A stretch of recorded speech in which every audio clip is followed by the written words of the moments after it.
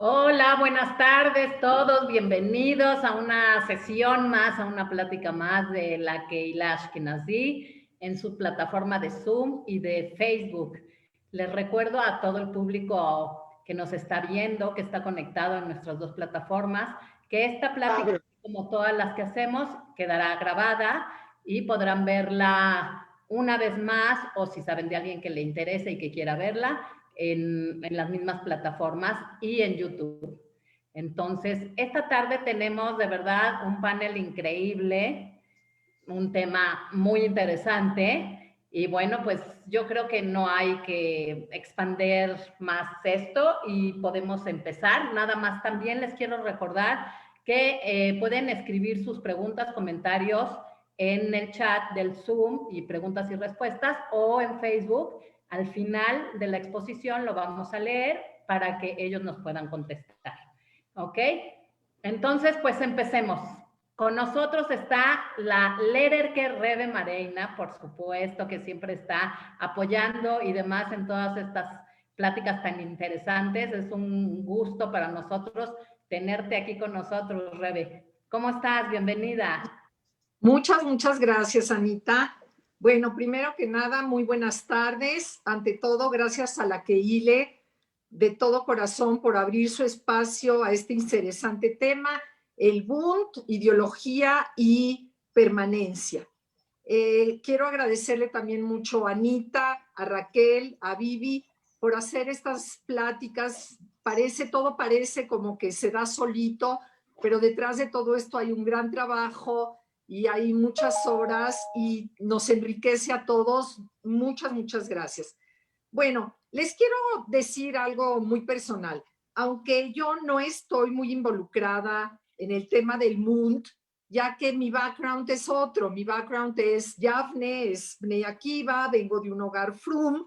Sin embargo, como maestra de materias judaicas, siempre en la prepa enseñaba el tema del Bund, porque además creo que es un tema muy interesante, es un movimiento, una ideología, sentimiento, involucra muchas cosas y su trascendencia histórica es inigualable. Hoy vamos a escuchar a tres exponentes, como bien dijiste, Anita, extraordinarios, que además de conocimientos acerca del Bund, sienten con una gran pasión, ya que fueron educados en casas donde se respiraba la ideología del Bund.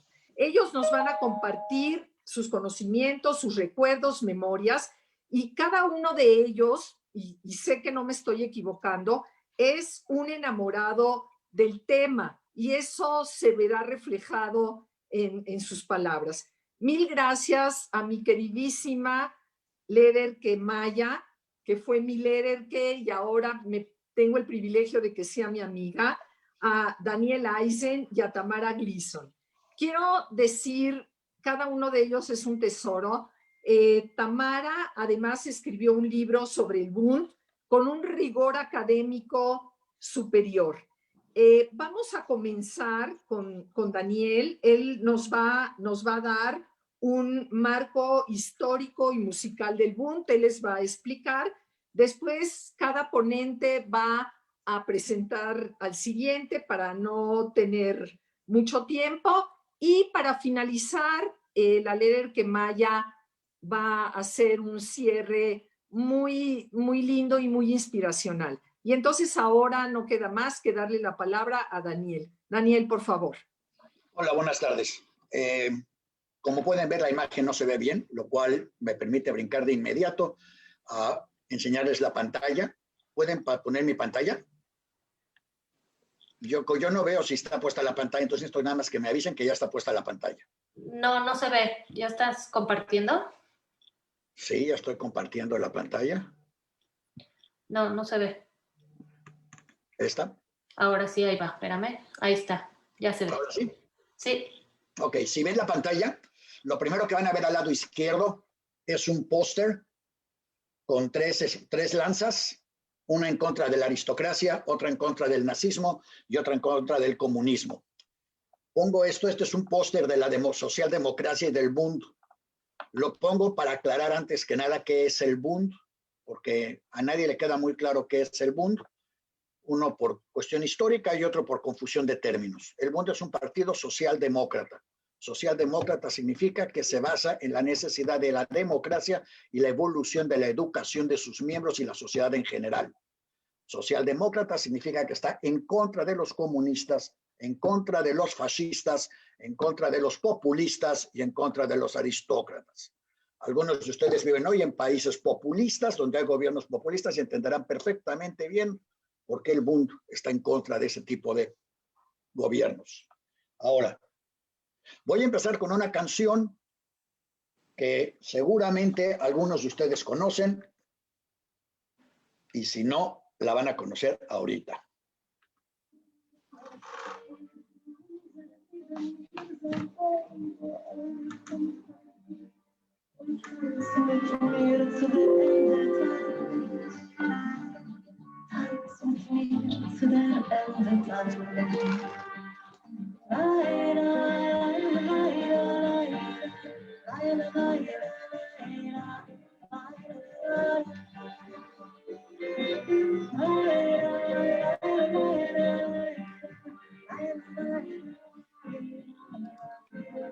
Si no la conoce la canción, es una canción de Leonard Cohen.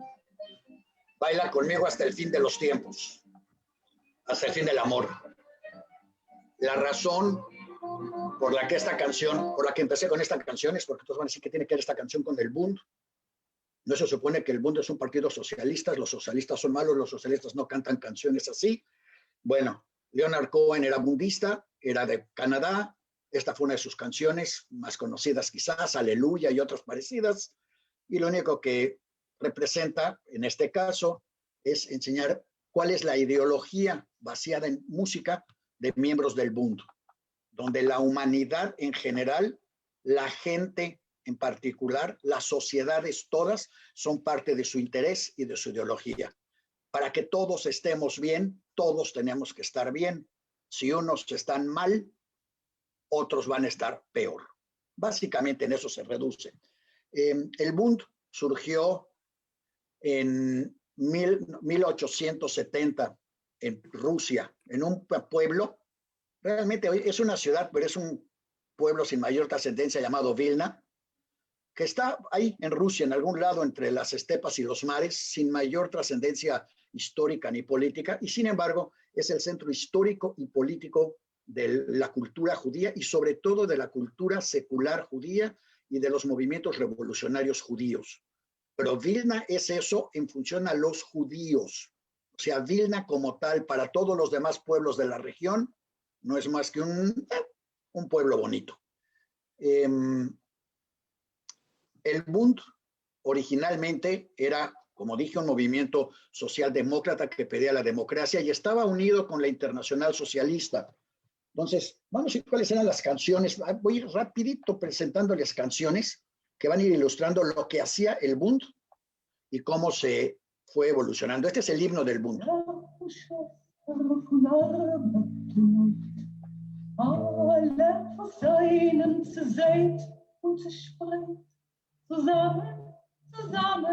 wie von wie's gerät, die flattert von Zorn, von Blut ist die Reut, Aschwur, Leben und Lo voy a parar ahí. Básicamente lo que dice al final es Aschwue auf Leben und Tod, que pues, eso es un himno, pero en este caso es un himno que realmente tuvieron quienes lo tomaron, lo llevaron al final hasta el punto de la vida o de la muerte. El Bund representó el 30% de los miembros en la formación de la socialdemocracia europea. El Bund es el único partido al que Lenin le dedicó un libro para criticarlo y decir por qué hay que destruir al Bund. Esa era la fuerza del Bund. El Bund fue un partido al que Trotsky se afilió y después abandonó para regresar con Lenin, pero en su periodo intermedio estaba con el Bund porque él creía en la democracia hasta que lo convencieron de la necesidad de la revolución eterna y la dictadura del proletariado. Ambos principios en los que el Bund no cree. Ahora, El Bund entonces cree en elecciones libres, no en revoluciones y no en antidemocracias, y el Bund cree que todos debemos de tener acceso básico a comida, acceso básico a educación, y después de eso, pues cada quien hará con lo que tiene, lo que pueda hacer. Esto es muy importante porque los comunistas se preocuparon durante decenas de años en tratar de confundir a la gente para que creyeran que las repúblicas socialistas de Rusia eran socialistas cuando en realidad eran comunistas. En fin, el Bund, como dije, se fundó en octubre 7 en 1897 en Vilna. De ahí pasó a formar a la socialdemocracia en marzo del 98 y de ahí pasó primero a crecer a lo largo de Europa Oriental y después se extendió a todos los países prácticamente del mundo. En Estados Unidos, miembros del Bund como Dubinsky, que formó la AFL-CIO, que es la principal organización laboral en los Estados Unidos, Salutsky, Hoffman y Vladek y toda una serie de activistas sociales vienen del Bund. Igual pasó en Argentina, Bulgaria, Salónica. En México el Bund estaba también representado dentro de del gobierno, pero había menos gente y había menos intereses. El Bund pasó de alguna manera, digamos que a la historia real en 1902, cuando en una manifestación del 1 de mayo, uno de los líderes de Vilna, de Lituania, provocó a la población para que hicieran un pequeño pogrom y atacaran a los del Bund. El Bund, Hirschlecker, miembro de la juventud bundista, tomó en sus manos el principio de violencia organizada y mató al que provocó o al que promovió estas ideas.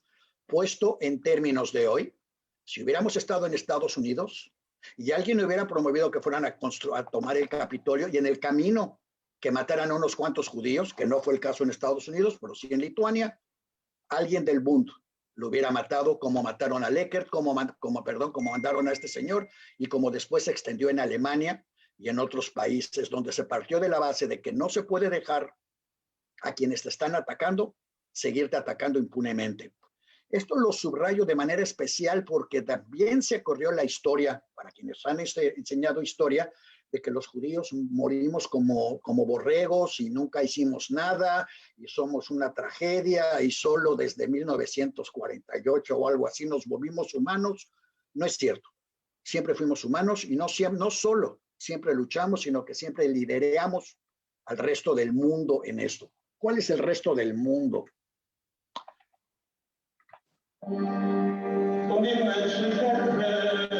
resto del mundo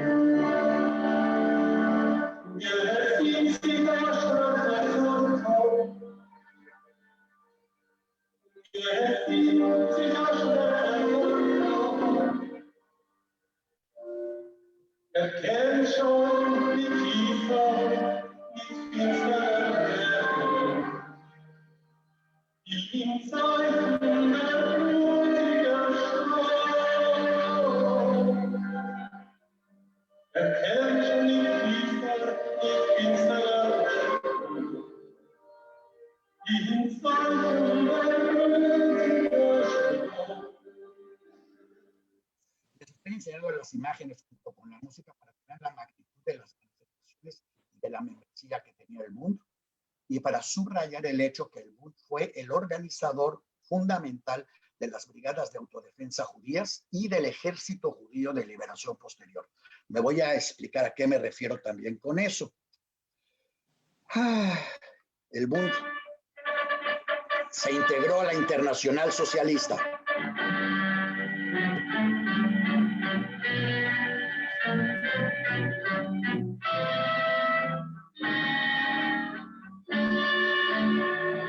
Stand auf, ihr alle, den geschlafen, in hingelegen müssen.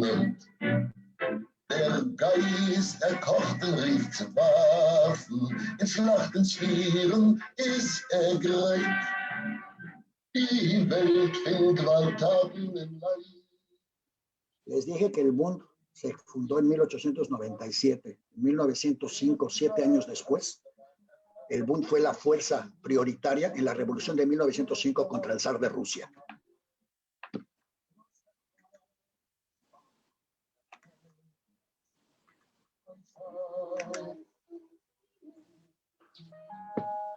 Desde Vilna, una provincia abandonada realmente, lograron juntar a las masas, levantar a las masas rusas, polacas, bielorrusas, ucranianas, para protestar contra el feudalismo del zar. A partir de ahí, perdieron, es muy importante subrayarlo, perdieron la revolución, la guerra de 1905. Y eso provocó un cambio dramático en el Bund. Entre 1903 y 1904, el Bund organizó 429 manifestaciones, 45 demostraciones con más de 10,000 participantes, 41 huelgas a lo largo de Rusia, publicó 305 publicaciones constantes y defendió y detuvo 23 pogroms en ataques de autodefensa. El Bund además estableció para los mencheviques el principio de nacionalidad judía, estemos donde estemos, o sea, el principio de Doikai. Los judíos tienen derecho a su propio idioma, a su propia cultura y a ser ciudadanos activos en igualdad de circunstancias en cualquier lugar en el que estén. Principio que, por cierto, se basa para cualquier otro grupo. Un ucraniano tiene derecho a ser ucraniano aunque viva en Rusia, un ruso tiene derecho a ser ruso aunque viva en Polonia.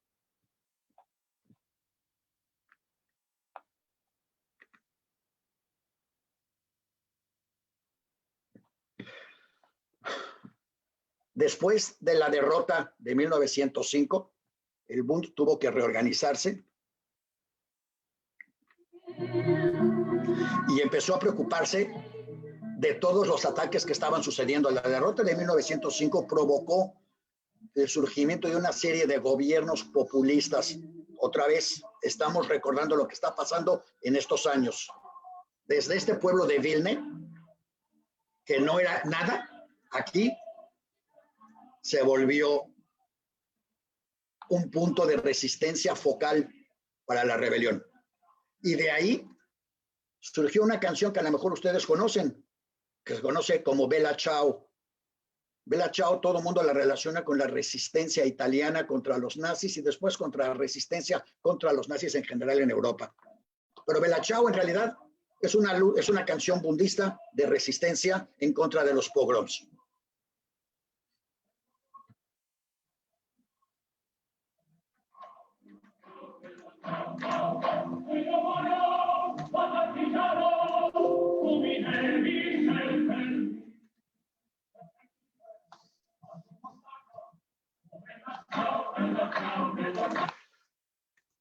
El Bund, por consiguiente, fue cubriendo y expandiendo su presencia en toda Europa y el norte de América.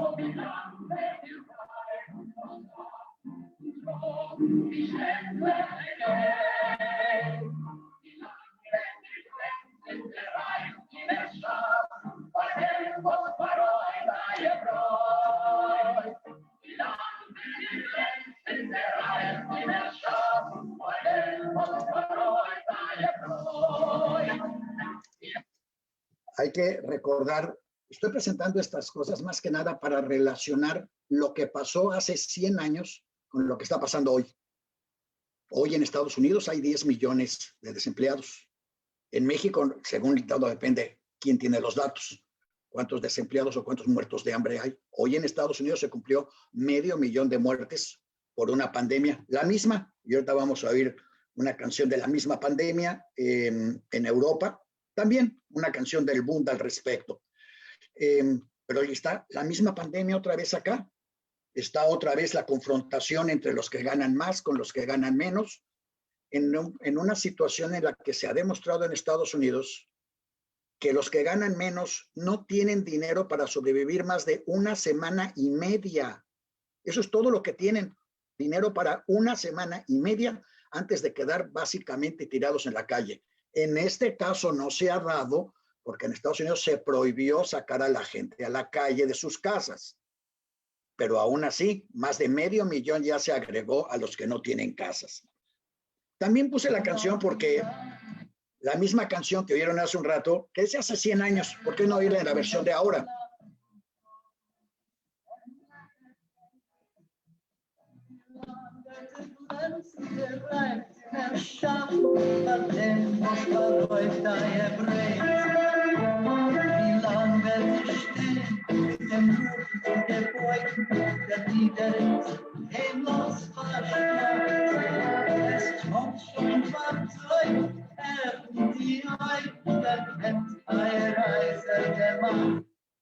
Ok.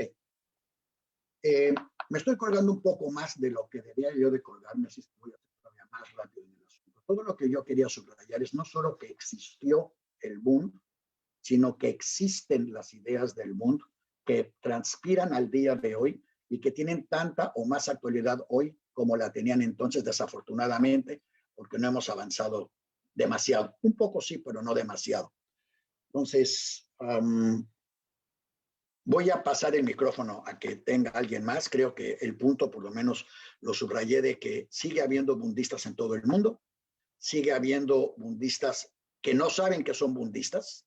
Mira, iba yo a empezar preguntando cuántos de ustedes se creen o se saben o se declaran bundistas, y yo sé que prácticamente nadie lo iba a decir, que uno o dos a lo mejor iban a decir que sí. Y entonces todo lo que les iba yo a preguntar es, si ustedes son judíos y son seculares, si ustedes creen que la gente tiene el derecho a comida y a casa mínima y a educación, si ustedes creen que todos somos iguales, si ustedes creen que mientras haya unos mejores que otros, habrá unos peores que otros, bueno, pues bienvenidos porque son bundistas. Y el que sigue, por favor. Muchísimas gracias, Daniel, por platicarnos esto y por las canciones. Me gustaría, si se puede, compartir pantalla. Entonces creo que voy a necesitar que sí paras de compartir tu pantalla. Y en efecto, uno de los, creo que, principales puntos es la importancia que el Bund a lo largo de varios años fue desarrollando todo un programa nacionalista en el que se revaloraba al yiddish como el idioma de los obreros, como el idioma del pueblo judío, y que posteriormente iba a conformar, o sea, como uno de los idiomas del pueblo judío, y que después iba a conformar uno de los principales puntos del Bund, ¿no? Este elemento de la identidad judía mediante la cultura. Y definitivamente tuvo un gran impacto, como dices, y hoy en día o sea, muchos de los que nos consideramos judíos seculares, evidentemente hay muchas cosas que tomamos de todo este desarrollo teórico que hizo el Bund, junto con otros grupos como los folkistas y otros, ¿no? Voy a compartir pantalla porque pensé que les podría interesar ver un par de imágenes sobre el Bund en México. Antes de eso, bueno, mi nombre es Tamara Glisson, hice mi tesis de licenciatura en la UNAM y mi investigación fue sobre el Bund en México. Con casi todas las fuentes estaban en yiddish, entonces tuve que aprender yiddish. Con esto empecé con mi BOBE, entonces eso fue muy interesante. Aquí está mi libro, luego les paso mi mail por si les interesa. Y actualmente estoy investigando cuáles eran las narrativas sobre el Holocausto en la prensa yiddish en México. Estoy haciendo el doctorado aquí en Londres. Y bueno, básicamente voy a empezar con un par de cosas. Voy a tratar de ser lo más breve posible. Y quisiera compartir la imagen para platicarles un poco sobre el Bund en México, ¿no? ¿Qué fue eso del Bund en México? Sabemos que la comunidad judía en México no se caracterizó por tener masas de trabajadores. Por lo tanto, parte del programa del Bund no se podía llevar a cabo como tal, ¿no? Y lo que hicieron muchos de los bundistas que llegaron a México fue definirse como apoyadores del Bund, ¿no? Por ahí hay uno de ellos, cuando escriben en su programa, dicen, bueno, nosotros ahorita no podemos llevar a cabo uno de los principales programas del Bund, que es de alguna manera apoyar a las masas trabajadoras, pero vamos a apoyar al Bund y su programa desde México, ¿no?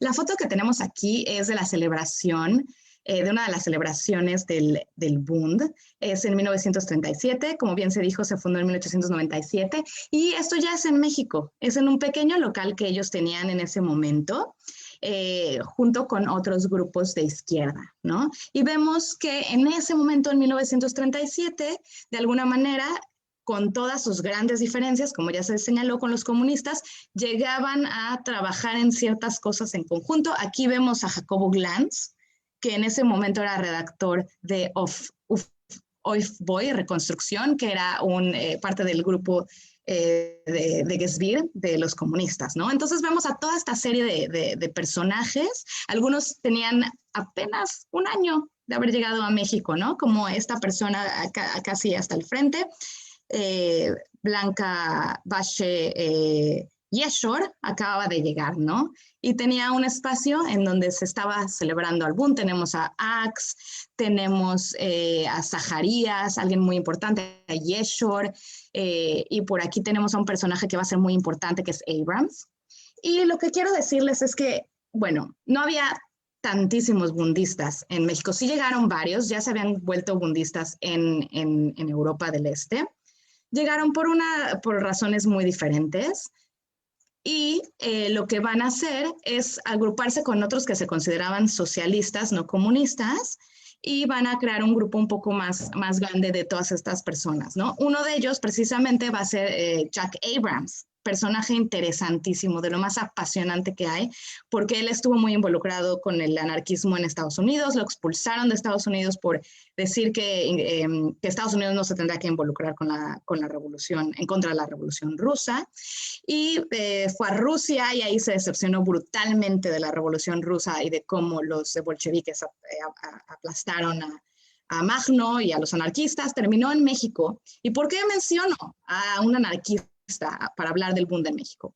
Porque él va a ser fundamental para lo que se consideró posteriormente el Gesellschaft für Kultur und Hilfe, y porque él, por ejemplo, va a traer a alguien como Shimon Yeshor.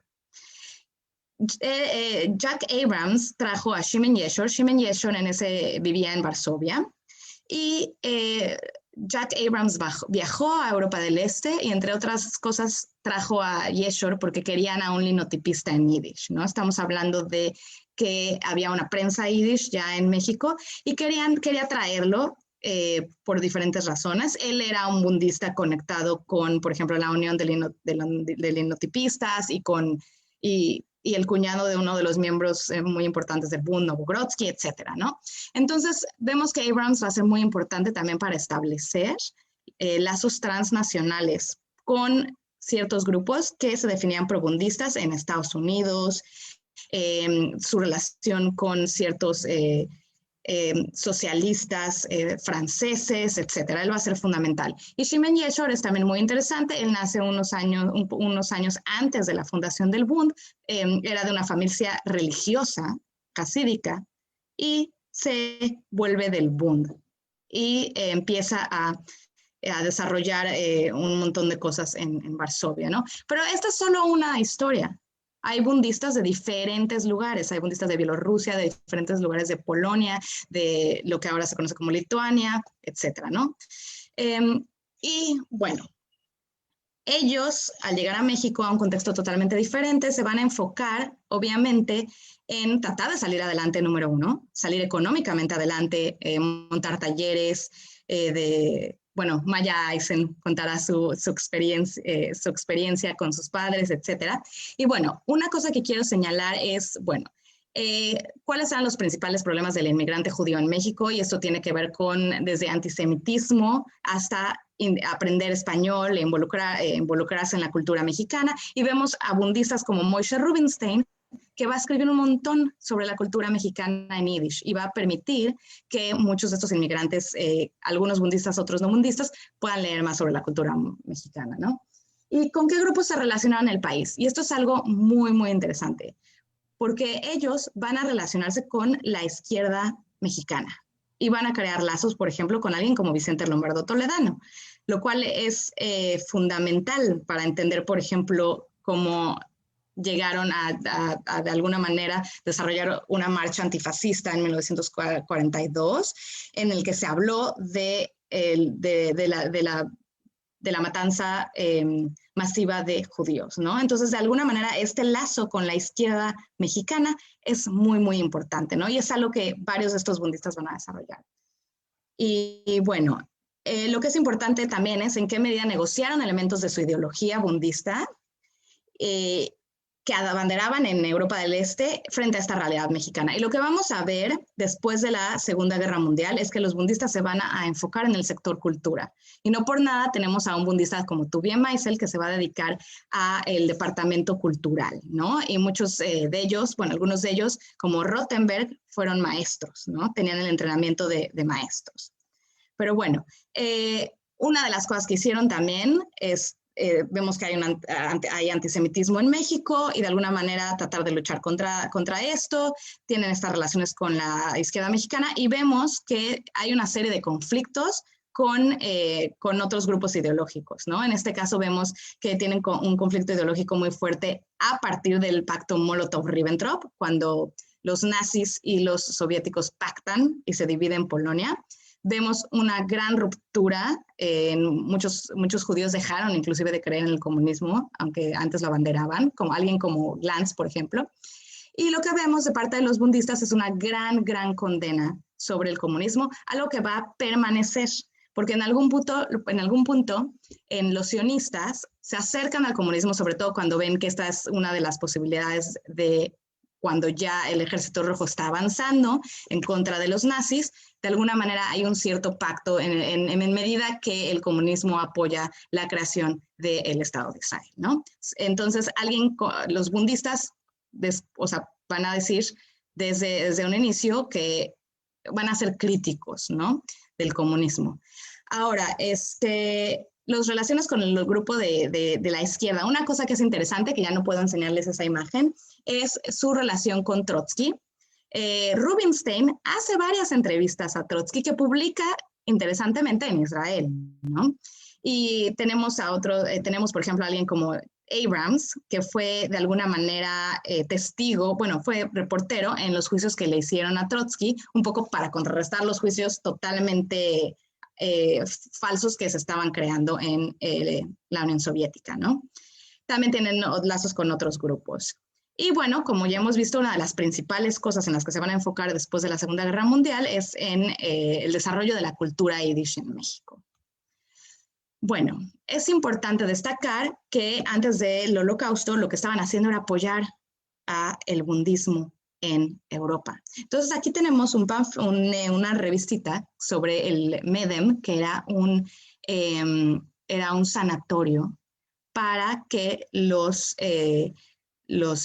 niños, hijos de trabajadores, pudieran curarse de la tuberculosis, algo súper innovador. Obviamente el idioma que se hablaba en este sanatorio era en yiddish y fue una innovación tan interesante que diferentes doctores de países diversos fueron a ver el sanatorio como algo que se podía replicar en otros lugares, ¿no? Ahora, algo súper importante es, cuando nos preguntamos, ¿qué hicieron los judíos en México durante el Holocausto?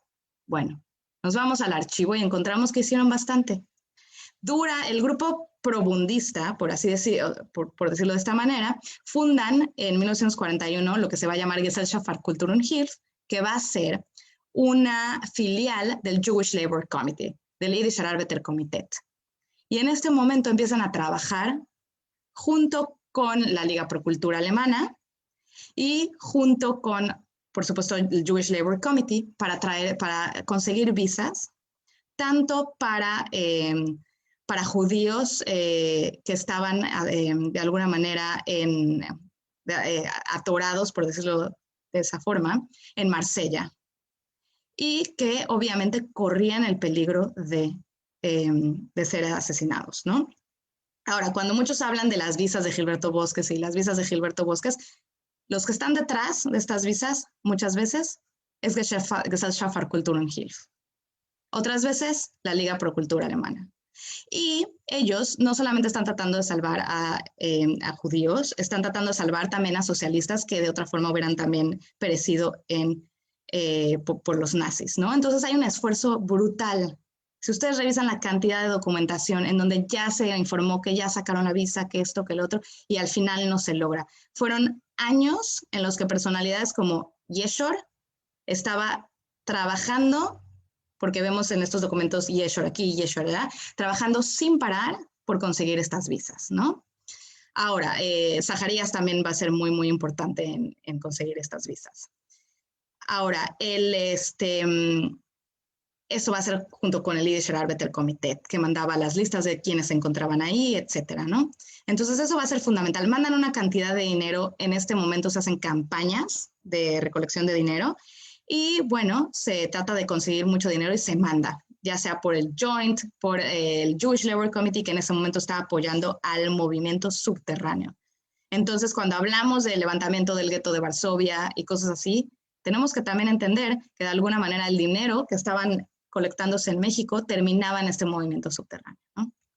Ahora, quería mencionar esto porque durante la Segunda Guerra Mundial, un poco después de los acontecimientos de Marsella, cuando ya no era una posibilidad de traer refugiados, ¿qué sucede? Se empiezan también a concentrar en Shanghái, en los refugiados que se huyeron al este, como muchos de los líderes bundistas, sionistas y comunistas, pasaron por Vilna y terminaron en Shanghái. Y uno de las personas que aparece en estas listas desde antes, varios años antes, es Rothenberg, ¿no? Y Johnny Fine. Entonces, esto es interesante para lograr traerlos en conjunto. Y bueno, cabe mencionar que ya se publicó en español, se tradujo el libro de Varsovia a Shanghái de Rothenberg. Él era bundista y de alguna manera contó con el apoyo del grupo bundista en México y con el de Golomb. Y bueno, podemos ver que después de la Segunda Guerra Mundial también tienen contactos con los socialistas como Norman Thomas y con los españoles que habían luchado en la Guerra Civil Española, y eso es también como muy, muy importante. Tenemos que tomar en cuenta que hay una definición de lo que es ser un judío antifascista, que habla yiddish y que parte de su definición como judío es luchar contra el fascismo, ¿no? Y bueno, nada más para ya un poco terminando, estos conflictos que hemos mencionado también de alguna manera llegan a la violencia física. Los comunistas contra los bundistas atacan a los bundistas y bueno, esto es en 1943. Entonces también es interesante ver a qué nivel llegaron estas batallas y luchas ideológicas, ¿no? Y bueno, una cosa que es importante mencionar si se habla del Bund en México es la revista Foroes, cuya primera publicación es en 1940. Y les quiero enseñar este número en donde se habla sobre el levantamiento del gueto de Varsovia. Es un número especial para recordar el levantamiento del gueto de Varsovia. Y con una cantidad de poesía, parte de lo que dicen los de Gesellschaft für Kultur und Hilfe es, bueno, una de nuestras principales metas en México va a ser difundir la cultura judía, la cultura yiddish, ¿no? Y bueno, una cosa que hice para mi tesis de maestría es analizar qué reportó el Foroes sobre las noticias del Holocausto y un poco desmitificar esta idea de que no se sabía sobre el Holocausto, ¿no? El Jewish Labour Committee mandaba noticias muy detalladas. Hablamos de que se estaba escribiendo sobre los campos de exterminio bastante temprano, que había detalles muy precisos de qué era lo que estaba ocurriendo. De alguna manera habían pasado por medio de estos canales subterráneos que los bundistas habían desarrollado, y eso es algo importante. Los bundistas tienen un papel muy importante en el levantamiento del gueto de Varsovia. ¿Por qué? Porque ellos son los que van a conseguir armas. ¿Por qué? Por sus contactos con la izquierda, con los socialistas polacos, ¿no? Entonces creo que hay varias cosas que, bueno, y por último es Die Schwue, que es una canción que siempre se cantó en los eventos bundistas en México y que, bueno, es muy importante en bodas, en funerales, etc. Una cosa que nada más quiero mencionar para cerrar esta parte es, ¿qué podemos aprender estudiando la historia del Bund en México? Yo creo que podemos aprender mucho. Número 1, podemos aprender porque hay varias narrativas que dicen que de alguna manera el Yiddish fue una frontera y que porque hablaban los judíos Yiddish en México, ciertas cosas del Holocausto no se difundieron más. Y bueno, si analizamos qué era lo que estaban haciendo los bundistas y otros grupos en ese momento, era precisamente traduciendo cosas del periódico en Yiddish al español, buscando de cualquier manera de tratar de movilizar a la izquierda mexicana a denunciar lo que estaba pasando. En algunos casos fueron exitosos, en algunos casos yo diría que en general fueron exitosos tratando de llevar este mensaje, ¿no? Otra cosa que podemos aprender a partir de estudiar al Bund en México es su adaptación a trabajar con grupos con los que de otra forma no hubieran trabajado, en este caso con sionistas en la Kehile, y esto es importante cuando uno analiza el capítulo de la creación de la Kehile y cómo el Bund está convencido, bueno, los bundistas en México están convencidos de que ellos tienen que formar parte de este proyecto, ¿no? Entonces vemos esta cooperación. Y por último, una de las cosas que es interesante cuando uno investiga al Bund en México es ver el papel tan importante que desarrollaron los bundistas para difundir la cultura yiddish dentro de la comunidad, ¿no? Entonces, con eso cerraría y bueno, muchísimas gracias. Y ahora pasamos con Maya Eisen. Dank. Darf sich verstummen. Anstummen, nicht verstummen. Estás en mute. Ya. ¿Ya me oyen? Sí. Ok. Entonces, pues en primeras agradezco a la Kehile que me haya invitado a esta conferencia. Yo voy a hablar de recuerdos. Después de felicitar a Daniel y a Tamara, voy a hablar de recuerdos. Yo fui educada en una casa bundista y eso dice muchísimo. Es decir, para mi papá, venir a México, yo llegué en el año 36, era yo una niña de 5 años, y todavía recuerdo a mi padre cuando llegamos a Veracruz.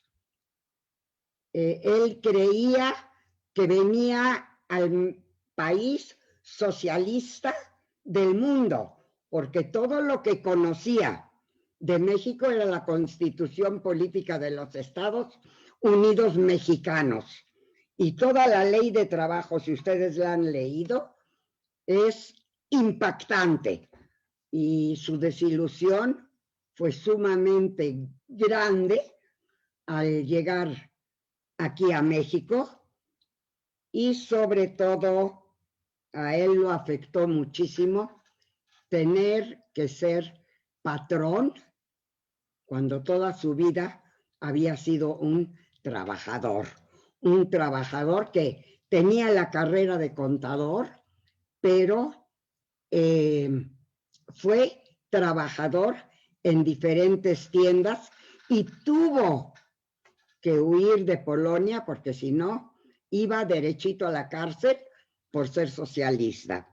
Se trajo a mi mamá a Francia, allí nací yo, y en el año 36, como quien dice ya en las últimas, el señor Yeger, que tanto lo nombró Tamara como su bisbisabuelo, él nos hizo los papeles para venir a México y gracias a él, pues logramos llegar. Los detalles de cómo llegamos y todo eso son aparte, no vienen ahorita al tema, pero sí quisiera yo platicar, y si me da tiempo platico varias cosas, y si no, quisiera mucho platicar algo que mi padre hizo, pues no sé si para calmar su conciencia por ser patrón, que para él eso era lo peor que pudo sucederle. Él era trabajador, luchador por los derechos de los trabajadores, pero aquí en México, pues se convirtió en patrón. Pero yo, cuando mis papás al fin después de 5 años de estar ilegal en México, ya se legalizaron y tuvieron la ciudadanía mexicana, compraron una pequeña tiendita en la calle de Argentina, allí vendían suéteres, y en la parte de atrás mi papá hacía chamarras, y durante 5 años mi mamá era la que las cosía, pero desde que tuvieron la tienda, mi papá tenía costureras a domicilio. Yo muchas de estas cosas ya las he platicado, pero esto creo que no se lo he platicado ni a mis hijos. El caso es, mi papá tenía una costurera a domicilio que se llamaba María Luisa. Ella tenía 2 hijos, no podía trabajar en un taller y mi papá de ninguna manera quería tener un taller, no quería ser patrón. Y cuando ella, María Luisa, llegó y le dijo a mi papá, y lo recuerdo como si estuviera pasando ahorita frente a mis ojos, cuando le dijo que por favor le diera trabajo a sus 2 hijos, Gabriel y Sergio, que porque necesitaba que ganaran dinero, es una casa humilde, que los enseñara a cortar chamarras de piel. Mi papá se la quedó viendo. Me acuerdo, yo estaba allí parada en la tienda. ¿Qué tendría yo? 10 años. Vivíamos allí en la calle de Bolivia, así es que pasaba yo mucho tiempo en la tienda. Y mi papá le dijo, estoy absolutamente en contra de que niños trabajen. Niños deben educarse. Y una vez que tienen una educación, deben escoger lo que quieren ser y lo que quieren hacer. Y entonces ella le dijo, pero es que tenemos mucha necesidad. Mi papá se la quedó viendo y le dijo, le voy a enseñar a tus hijos el oficio de cortador de pieles para que sepan, pero voy a poner una condición. Y una condición que si no la cumples, dejan de tener trabajo y vas a tener que buscarles en otro lado. Tienen que seguir estudiando. Quiere decir que cada uno de tus hijos va a trabajar medio tiempo y luego tiene que ir a la escuela, estudiar lo que quieran, pero tienen que tener una preparación. Ella lo aceptó y sus hijos venían mediodía nada más. Creo que uno venía en la mañana, el otro venía en la tarde. No sé, eso no me acuerdo muy bien. Me acuerdo de Gabriel y de Sergio. Me acuerdo muy bien de ellos porque jugaba yo con ellos, estaba yo con ellos allí en el taller donde cortaban. Quiero decirles que Gabriel el Grande terminó la carrera de contador. Sergio González Díaz terminó carrera de médico. Todavía recuerdo a mi papá cuando lo veía cortar con un cuchillito así la piel o con la tijera, dijo, nació para cirujano. Dicho y hecho, terminó la carrera de médico cirujano, trabajó muchos años en el Hospital General, allí de la colonia Doctores, y acabó siendo jefe de cirugía del sanatorio. Y mi papá y María Luisa y mi mamá estaban sumamente orgullosos. Y creo que eso fue, si me preguntan a mí, como el bálsamo que curó las heridas de mi papá por haberse hecho patrón y haber dejado de ser trabajador y luchador por los derechos de los trabajadores. ¿Qué quieren que les diga? Es la educación que yo recibí. Mucho les he contado a mis hijos, a mis amistades, en otras entrevistas que me han hecho, en las que he platicado de muchas cosas que como hija de bundista tuve que aguantar. Por ejemplo, tuve que aguantar sermones enteros de mis papás de cómo debía yo de comportarme con la gente. Cómo estaba absoluta y totalmente prohibido ofender a alguien o sentirse superior a alguien. Siempre me hicieron mis padres sentir, y eso fue su educación bundista, y siento que mis pobres abuelos pues han de haber sufrido mucho por esas ideas bundistas, pero mis papás siempre me enseñaron que debería yo de estar feliz por la suerte que tuve de nacer con unos padres que tenían interés en que yo estudiara, en que yo aprendiera, en que yo tuviera oportunidades en la vida. Miren,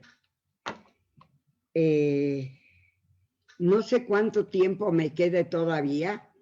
No sé si alguien me podrá decir si puedo contar otra anécdota que es muy conocida de mis hijos y muchas de mis amigas, pero quiero que alguien me diga cuánto tiempo me queda todavía.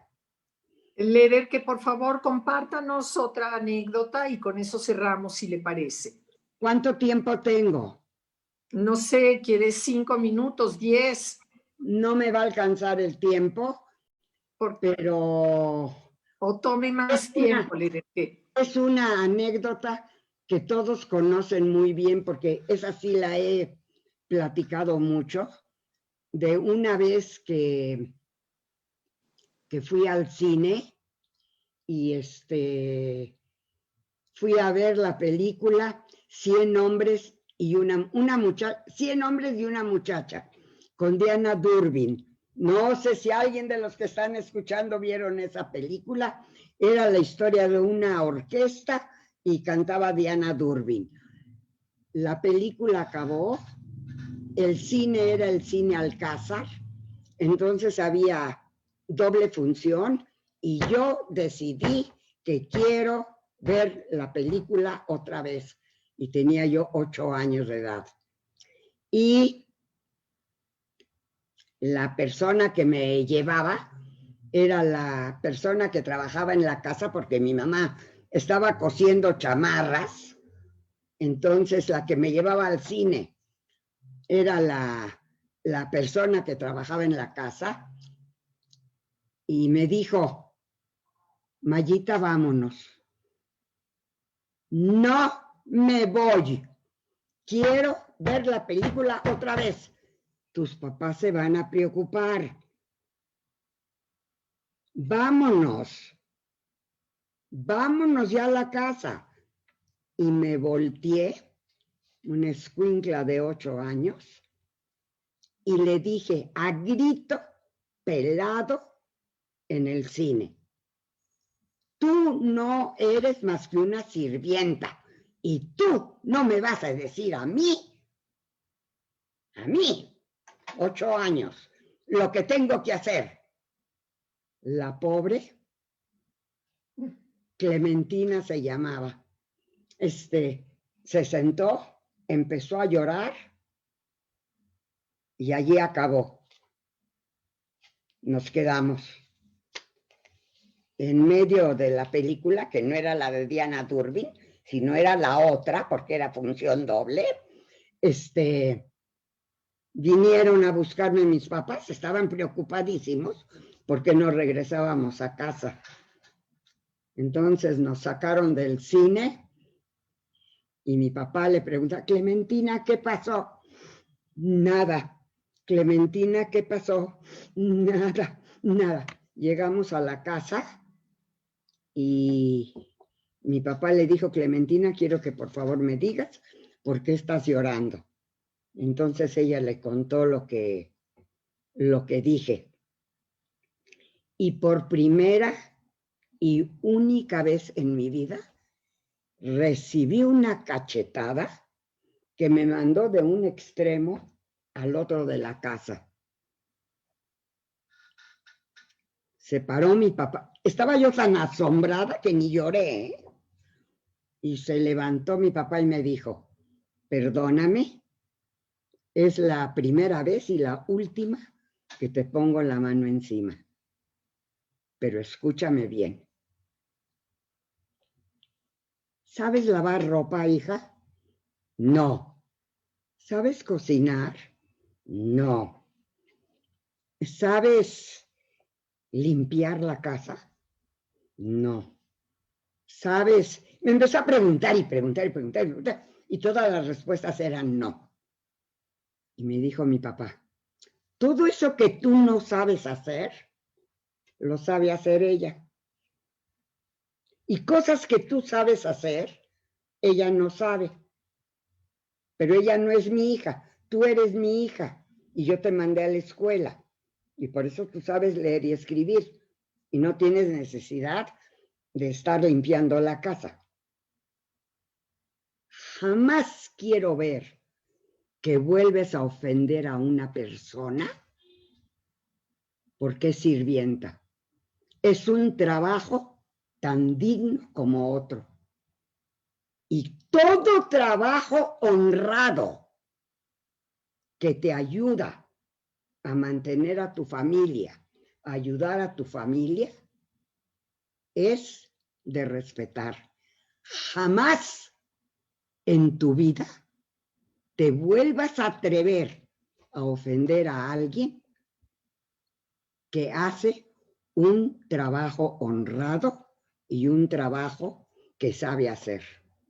Toda persona que trabaja y es honrada debe ser respetada. Y métete una cosa a la cabeza, hija, y repítetelo constantemente. Tuviste mucha suerte de nacer donde naciste. Cuidado. Y cuando años después mi papá hizo lo que hizo con Sergio y Gabriel, me di cuenta que mi papá y mi mamá, los dos, vivían por sus normas y que si hay algo importante es, como dijo Benito Juárez, el respeto al derecho ajeno es la paz. Respetar a un ser humano honrado y bueno es lo más importante. Y si viviéramos por esas normas, el mundo tendría completamente otra cara. Esa es la enseñanza budista, humana, que me dieron mis padres. Siempre defendieron al trabajador, siempre le dieron respeto, siempre le dieron la facilidad para vivir. Esa es la educación que yo recibí y de la que me enorgullezco tremendamente. Mis padres, como bundistas, como gente preocupada por el bien de otras personas, me dieron un ejemplo maravilloso. Lo único que espero es yo haberle transmitido a mis hijos unos principios tan maravillosos y tan humanos como mis padres me transmitieron a mí. No sé si todavía puedo seguir haciéndole al loco o ya se acabó el tiempo, Rifkele. Creo leer que tienen de la Keile otra actividad y nos pasamos tantito.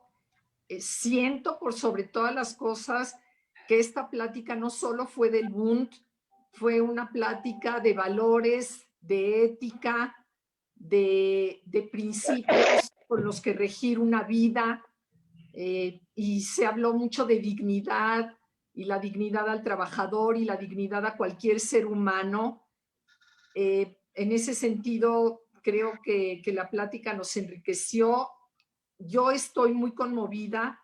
Algunas de las historias, de las memorias de la LER, que las había oído a través de estos años que nos conocemos, no dejan de conmoverme, no dejan nunca de conmoverme, y creo que ese es el gran aprendizaje de esta reunión. No sé, Anita, tú qué pienses de preguntas, respuestas, comentarios, por favor, dinos. Muchas gracias, de verdad, muchísimas gracias a todos. Una plática, como dice Rebe, muy enriquecedora para todos y cada uno de los que la escuchamos en todos los sentidos. Tenemos algunos comentarios y preguntas tanto en Facebook como en Zoom. Ahorita se los hago. Bueno, Arturo Kerbel nos dice: Vilna estaba totalmente disputada históricamente entre Polonia y Lituania. No solo era un pueblo bonito, era uno de los centros judíos más importantes del mundo y era una ciudad multiétnica y culturalmente riquísima. Obviamente hay saludos, hay felicitaciones y demás de mucha gente que los podrán ver todos estos comentarios en Facebook. Si entran, Miris Green nos dice: Leder que Maya, un gusto escucharte, como en la Yiddish, abrazos y besos de todos los Greenspoon. Muchos saludos, muchos aplausos, muchas felicitaciones. Tenemos algunas preguntas. Bueno, felicidades, muy interesante, gracias, nos dice Sonia Gochman. Raquel Sonana nos pregunta si quedan bundistas actualmente en México y en otros países y dónde se reúnen. ¿Quién quiere contestar? Si contestamos todos rápido con una oración o algo así. Ok. ¿Los tres? Ok. Yo rapidísimo, de hecho, tomando en cuenta eso, les traje esta imagen, que es una de las imágenes más icónicas del Bund, y que ahora en el momento del coronavirus se hizo tapabocas. ¿Ok? Entonces, bueno, se me hacía interesante, se me hacía relevante con el coronavirus, y lo que quería básicamente decir es, bueno, a lo mejor Maya y Daniel van a tener otra respuesta, entonces va a estar muy interesante escuchar eso. Hoy en día en Australia hay un movimiento del Bund, y ellos se reúnen y hacen actividades, aprenden Yiddish, tienen el helfer, o sea, el que ayuda, etc. Entonces, definitivamente en Australia, como tal, el Bund, ni siquiera el neobundismo, podría decirse que hubo una continuidad, ¿no? Tal cual. Tienen, por ejemplo, una cantante en Yiddish que se llama Isabel Frey, que se define Millennial Bundist y que tiene varias canciones en Yiddish que tienen que ver con el Bund y está ahorita despegando como artista Yiddish y es muy interesante, y ella se define como bundista. Y bueno, luego tienes una serie de personas en Estados Unidos que en su momento vinculaban de alguna manera al Bund con Bernie Sanders, etcétera. Había críticas al respecto, había gente que decía que no, que sí, etcétera, ¿no? Entonces creo que es una cosa a discutir. Definitivamente hay muchos yiddishistas que se identifican con el Bund, y en algunos programas de Yiddish hoy en día no falta Dishbue. Pero bueno, le dejo la palabra a Maya o a Daniel. Yo creo que podemos hacer otra pregunta y que alguien más la responda. Sí, pero no sé si tenían algo que agregar a esto o alguna discusión al respecto. Ustedes díganme. ¿Otra pregunta, Ok. Daniel? ¿O Maya ibas a decir algo? Iba yo a decir que sí es cierto que es en Australia donde todavía hay Bund, pero en realidad en el mundo ya casi no quedan porque por razones naturales. Simplemente ha habido avances en los derechos de los trabajadores en los países primermundistas, pues hay sindicatos, ya la situación del trabajador en general en el mundo, no vamos a decir que es perfecta, pero sí ha cambiado muchísimo desde que empezaron las luchas de los bundistas por los derechos de los trabajadores judíos en el mundo. Claro. Digo, eso es una razón natural. Las cosas van cambiando en el mundo y las necesidades de lucha o de defensa van cambiando. También casi todos los países tienen, tienen sus leyes en la que se defiende al trabajador, en la que se le protege, digo, los avances de seguro social. En todos los países avanzados, o medio avanzados, no estoy diciendo en el mundo entero, pero la situación es diferente de cómo era a principios del siglo XX. Entonces, la función del Bund cambia. Ya no hay las necesidades que había a principios del siglo XX. Y definitivamente, sí, totalmente de acuerdo. Y también definitivamente hay que mencionar que el Holocausto asesinó a la base del Bund. Estamos hablando de cientos de miles de trabajadores y cuando se establece el gueto de Varsovia es cuando el Bund iba hacia arriba. Vemos muchísima afiliación en los años anteriores al Holocausto. Entonces se asesinó, se masacró a la base del Bund, a la base que conformaba el Bund, ¿no? Eso es también muy importante. También las necesidades de tener al Bund cambiaron. Es decir, el trabajador ahora está mucho más protegido en el mundo de lo que estaba entonces, si no hubieran surgido todos estos movimientos como el socialismo, el comunismo, que dizque iban a resolver todos los problemas de los trabajadores. No estoy diciendo que está solucionado el problema del trabajador, estoy diciendo que ha habido cambios y que los movimientos que surgen ahora responden a los cambios que ha habido. Eso es todo. Y esperemos que se sigan estando abusados para que no se pierdan los derechos que ya se han logrado. Pero cosas como un seguro social, un ISSSTE, una protección al trabajador, pues es muy importante y son cosas que no había a principios del siglo XX.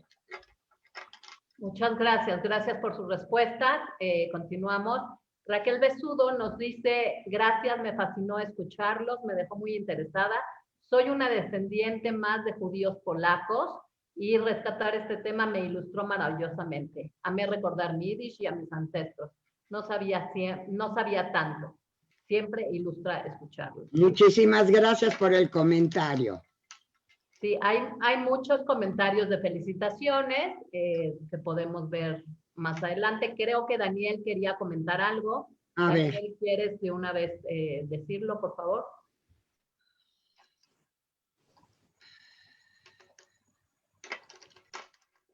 Daniel, tu micrófono, Daniel. Daniel, tu micro. ¿No? Daniel. Tienes que abrir tu micrófono.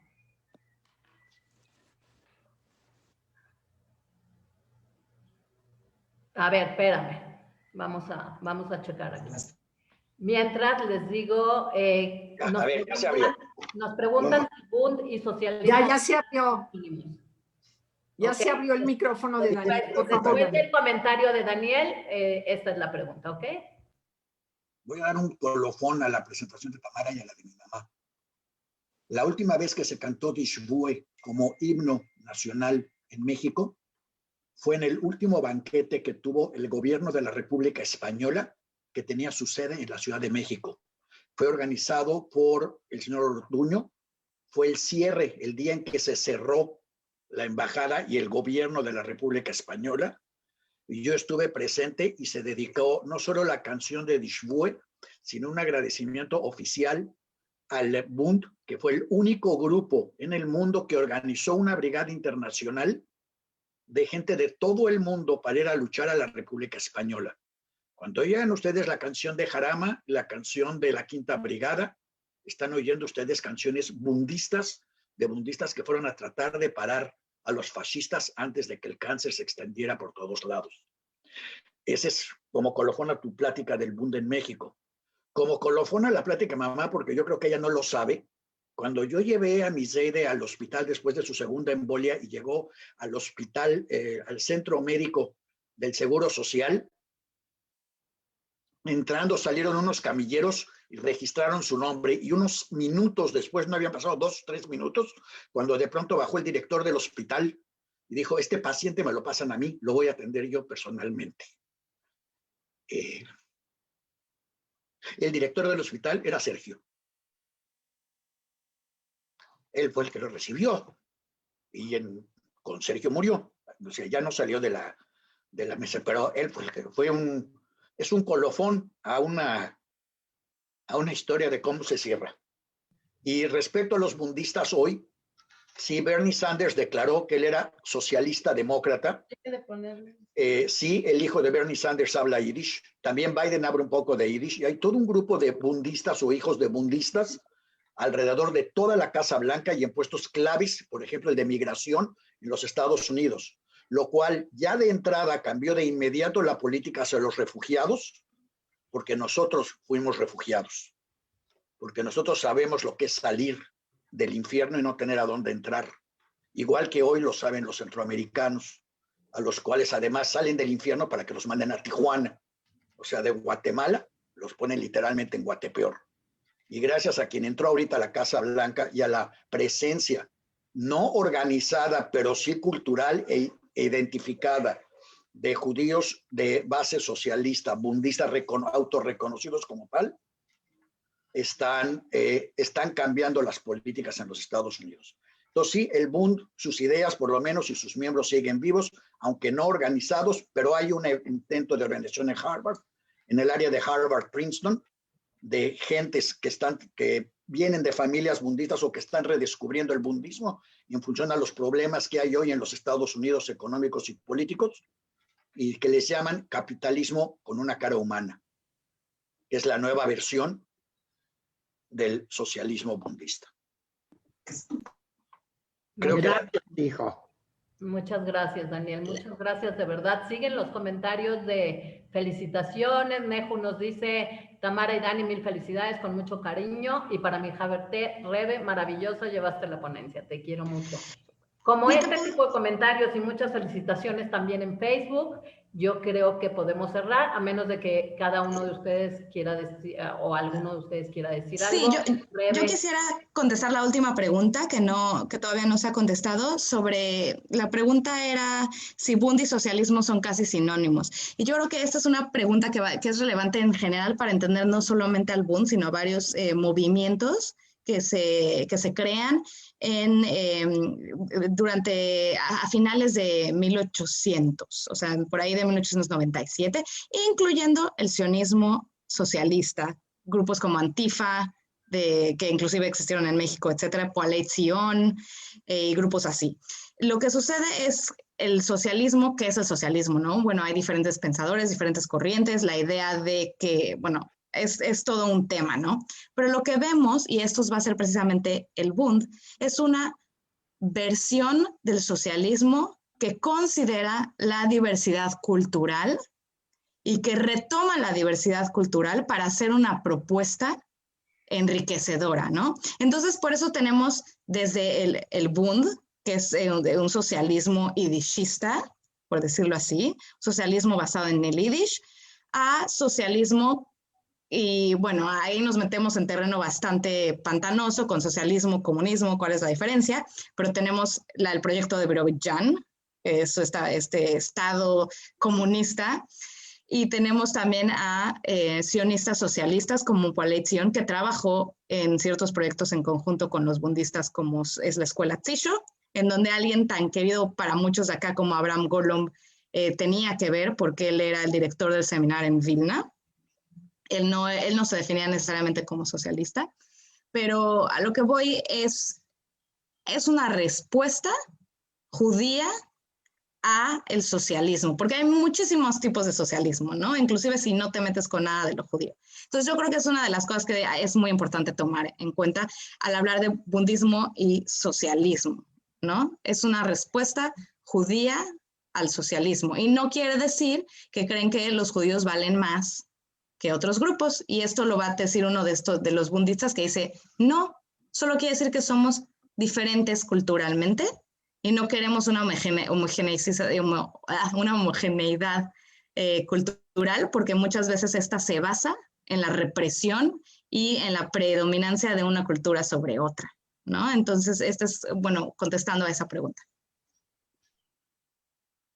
Yo les quiero sugerir a quien le interese en Save the Music, si van a savethemusic.com/Bund, hay una colección armada en forma histórica de las canciones del Bund, ilustrando los momentos, más que una historia musical, es una historia del Bund por medio de canciones, ilustrando los momentos claves de la historia del Bund hasta básicamente el día de ayer, porque se me olvidó mencionar, ya que lo mencionaste tú, Tamara, el principal promotor del Bund hoy en los Estados Unidos es el señor Donald Trump, quien gracias a todo lo que ha hecho y a reinventar una organización que no existe, que era Antifas, logró atraer la atención de la gente. Y si ustedes oyen la colección de canciones del Bund, van a encontrar 2 canciones traducidas en 2017 y 2019 y cantadas en las calles de Washington, en las manifestaciones antitrumpistas, traducidas tal cual del yiddish para que la gente las pudiera cantar.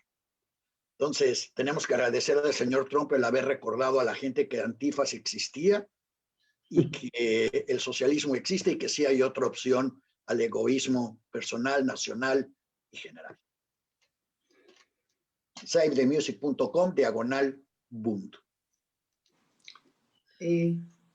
Anita, creo que hemos terminado, resumimos con las palabras ideología y trascendencia, que creo que define muy bien esta plática, por sobre todo respeto, ética, igualdad, y para todos muchísimas gracias, Lederke, Daniel, Tami, muchas gracias, seid gebencht, Meir Solales seien gesund, que estemos sanos y bendecidos. Anita, si quieres cerrar. Amén, amén. Muchas gracias a ustedes por esta gran plática. La verdad es que rescatar este tipo de temas también es muy, muy importante.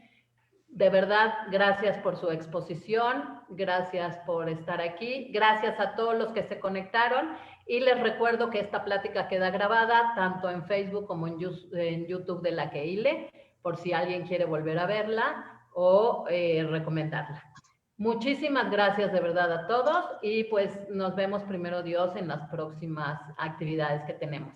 Gracias por haberme invitado. Gracias a ustedes.